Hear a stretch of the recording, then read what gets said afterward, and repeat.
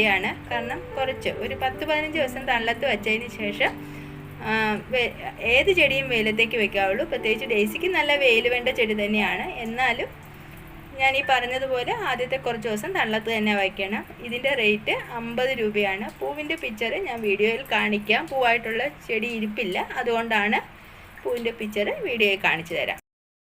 ഇനി സെയിലിന് റെഡിയായ അടുത്ത plant single petal ഡെയ്സിയുടെ വൈറ്റിൻ്റെ തൈകളാണ്. ഈ വീഡിയോ കാണുന്ന സൈസിലുള്ള പ്ലാന്റുകളായിരിക്കും. ഈ കാണുന്ന പ്ലാന്റ് തന്നെ മൊട്ടാവാറായിട്ടുള്ള പ്ലാന്റാണ്.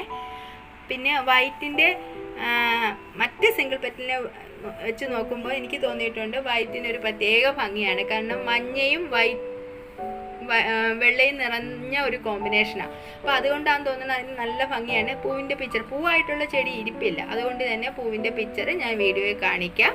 റേറ്റ് 40 രൂപ തന്നെയാണ്. ഏകദേശം ഈ സൈസൊക്കെയുള്ള പ്ലാന്റുകൾ തന്നെയായിരിക്കും അയക്കുന്നത്.